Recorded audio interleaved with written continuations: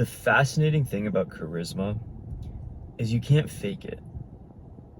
And that's what makes it so much more powerful when you encounter someone that has this presence, this command. Because you know that they're not just putting on an act. You can see through the people that are fake confident, that are fake charismatic, that are schmoozing. Someone that just read How to Win Friends and Influence People and is calling you by your name 20 times in a conversation. You can tell it's fucking fake. And it's because as humans, we've evolved over thousands of years to be so socially adept, so socially attuned to the slightest hints of inauthenticity. And that's what makes charisma so interesting, because there's all these books and YouTube videos teaching charisma. But the truth is, no matter how well you understand it, embodying it, having it, is an entirely different skill that requires only one thing, and that one thing, unfortunately, is practice. I realized this in my sales job last summer because I noticed that the highest performing salespeople were the ones who had this ability to connect with you in the first 5 seconds. And they were able to strengthen and deepen that connection the longer you talked to them. They were able to look you in the eye and tell you exactly what they wanted, how they felt, and what they needed to say.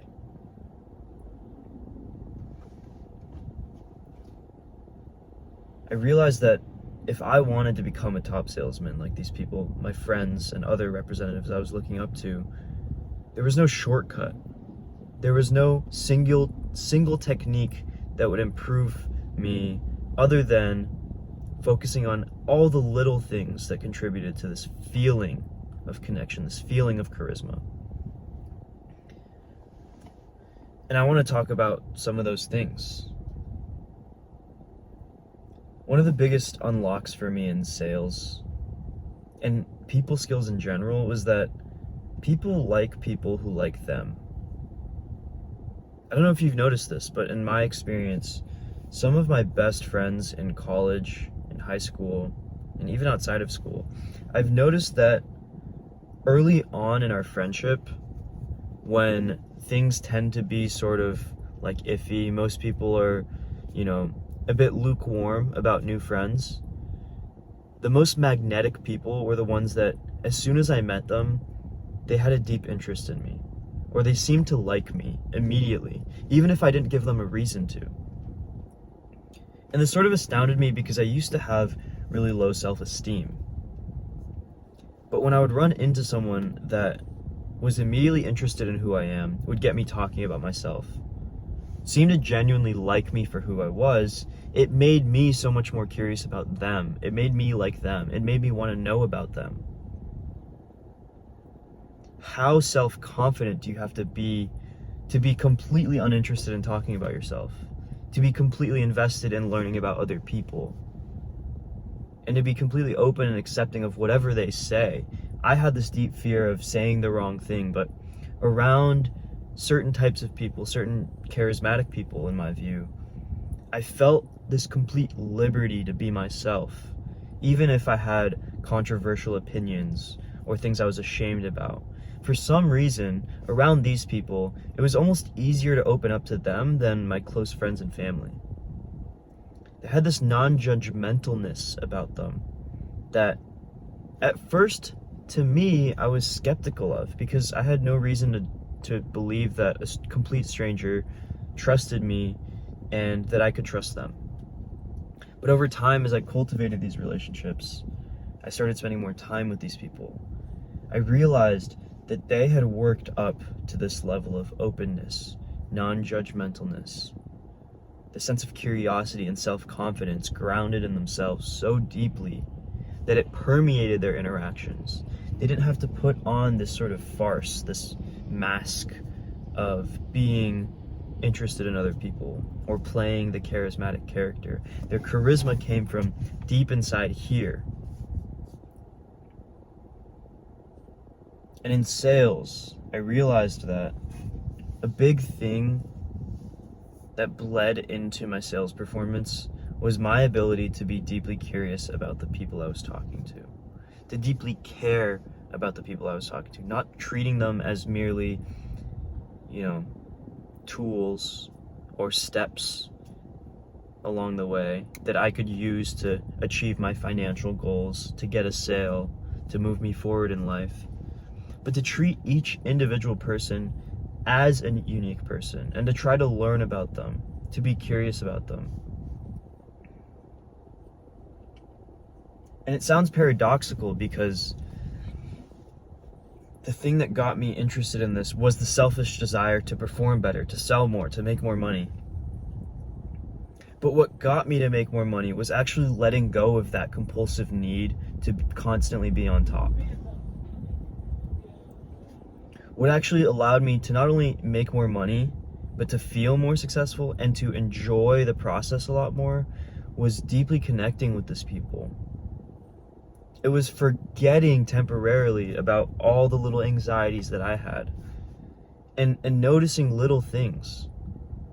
If someone came out in SpongeBob pajamas, I would notice that and maybe make a comment about it, laugh about it. Instead of just moving forward, trying to get to the point all the time, trying to be so serious all the time. If someone had a college football team, a banner in their front yard or on their car, I would point it out. Even though I didn't know much about sports, I'd ask them about it if it was something that I haven't heard of. Maybe someone had a funny garden gnome or a sign in their front yard that just caught my attention. Even though it had nothing to do with the sales conversation, it had nothing to do with my long-term goals. It was something that brought novelty to my day. It was something that was new and interesting. And I would take a couple seconds to point it out and explore it and start the interaction on a positive note, a friendly note. I think the most interesting people are able to be lateral in their thinking. And by that, I mean jump from topic to topic while still staying on track when necessary.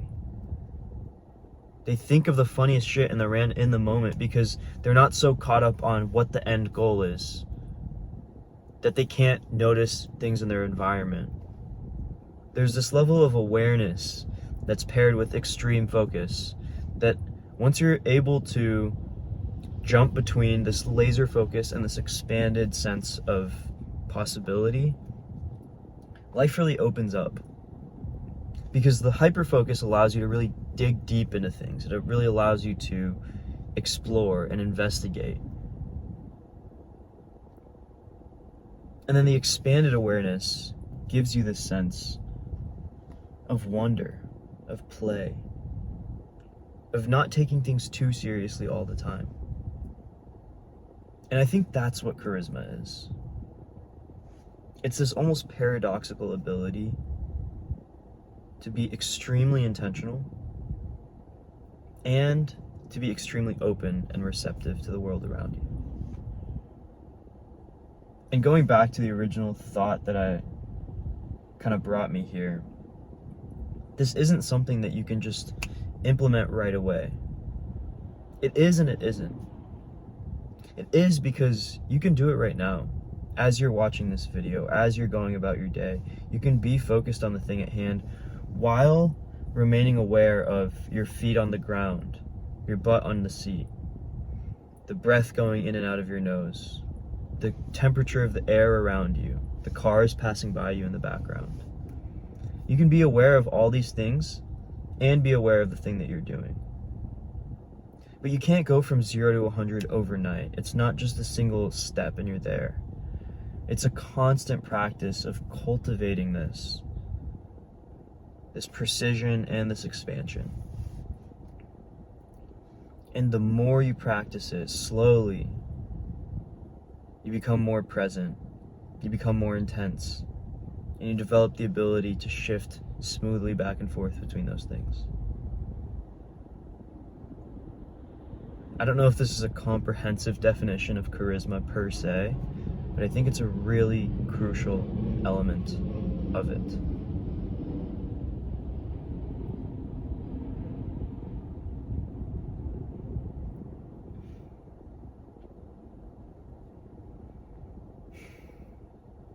that's all I had to share for today. Thanks for watching. Leave a comment below if this resonated with you, if this was helpful, if there's anything you want me to talk about, yap about in a future video. Thanks for listening to me go on about whatever shit's going on in my life right now. Subscribe if you want to see my future videos. I'll be posting daily for the foreseeable future. And I appreciate you watching. See you tomorrow.